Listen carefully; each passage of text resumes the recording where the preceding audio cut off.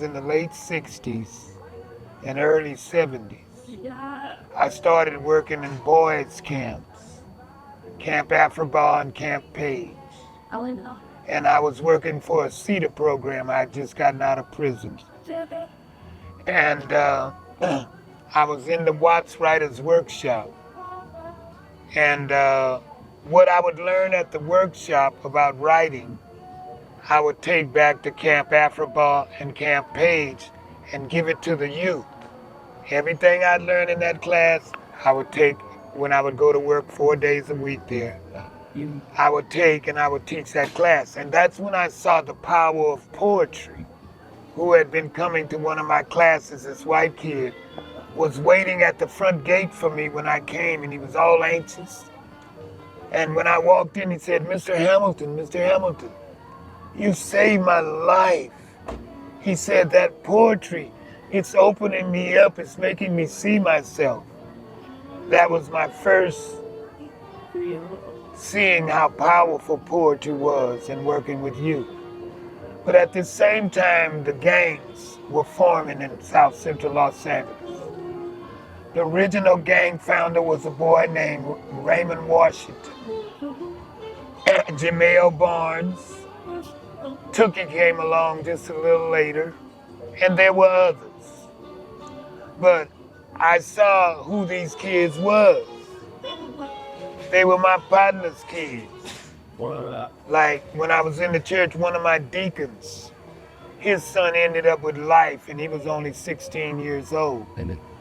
So I saw it. Then one day I came home and my daughter showed me my son's Monica wrote on the wall around the corner from my house. And it was my oldest son. She said, that's Rodney, Killer Joe.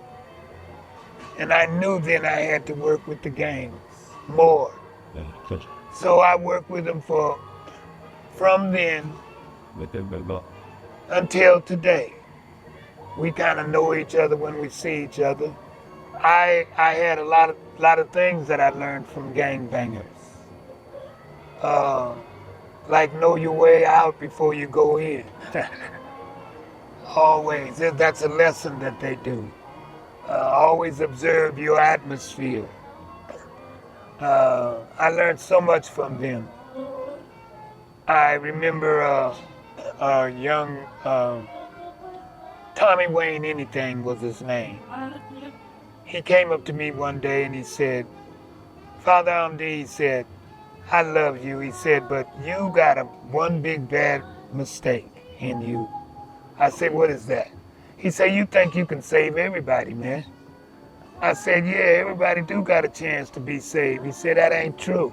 Can you drop an egg and break it and put it back together? I said, no, man, you can't put no egg back together.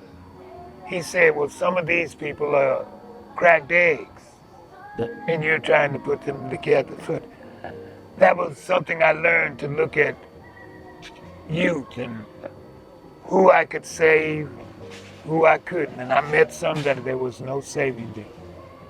They let me know that from the very moment I met them. I remember talking to Eki, one of the early gangbangers with Raymond Washington.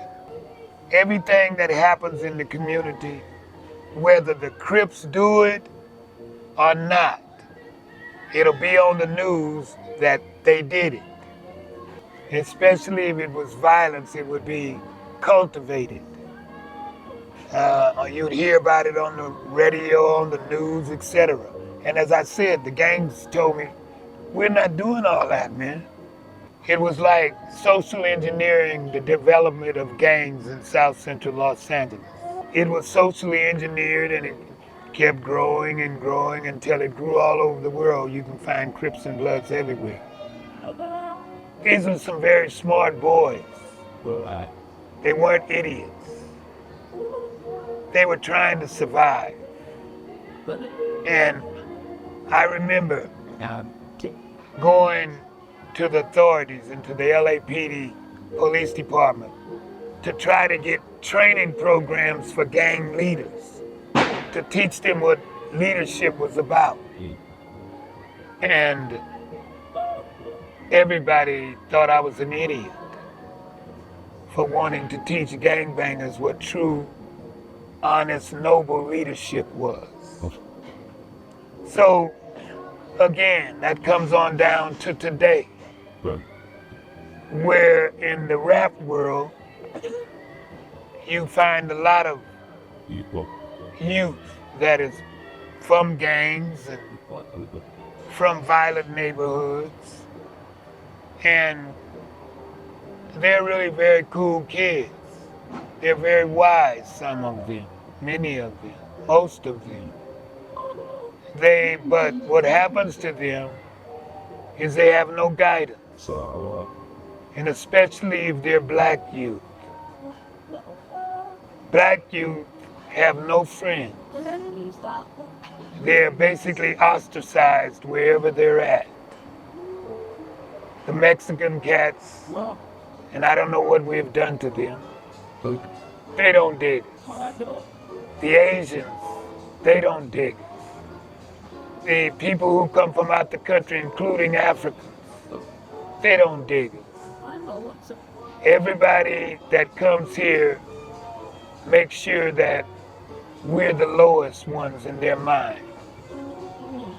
So I've been always fighting that image because, like, I remember someone telling me, you like a rapper like Mozzie and you a priest?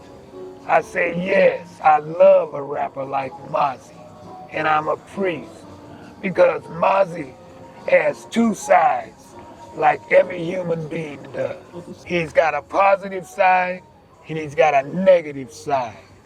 And it's which one he feeds. But he has to feed himself. So the only avenues to him feeding himself today in rap is if you're pushing murder, if you're pushing drugs and alcohol, if you're pushing sexism, if you're pushing all of these negative things. Because we don't control rap. We don't control. I said that the gangs were socially engineered. Well, so is this rap community that they got going in the media. Because the youngsters are not fools. Right. They know exactly what's going on. And they know how to make them $1. Because they're trying to eat, because they're fathers, just like any other father. Just because I'm in a gang don't mean I don't have kids, don't mean I don't have a wife. So I listen to rappers like Mozzie.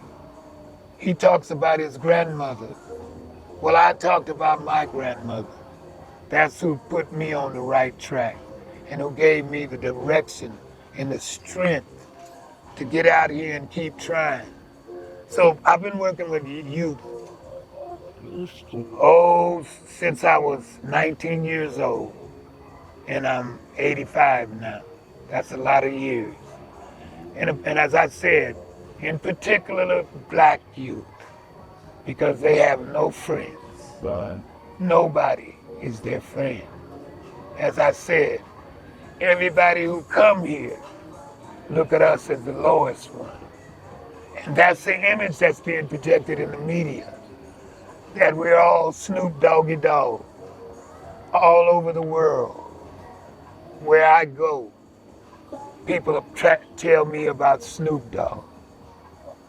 Well, what about the 3 little black genius girls that's got the highest IQ in the world?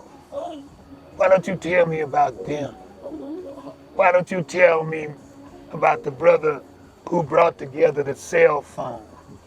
Why don't you tell me about the great inventors and all of the things in the world that we have invented?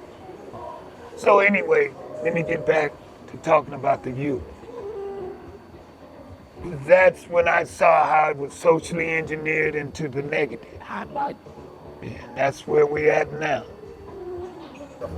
Rap is the answer because it kind of frees their mind from control and they have free-flowing thought. That's one thing that it does. But the main thing about rap, just as it corrupted our community in many elements, rap would also could bring it to the positive.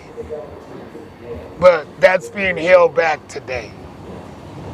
The old school don't want to get out of the way and let the new thought through. It's from Malcolm to Nipsey. That's where it's at today. They both were on the same trip, but in different atmospheres and at different times. Rap could turn all this around, but we don't control that industry. Someone else controls our voice. No, you can't walk through here. How you doing, man?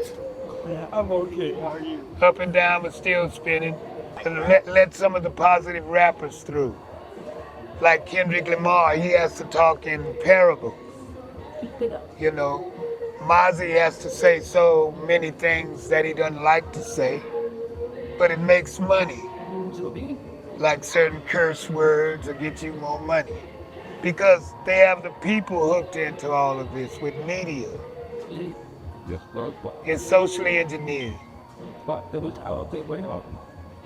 It's the dog in us, like that song is saying.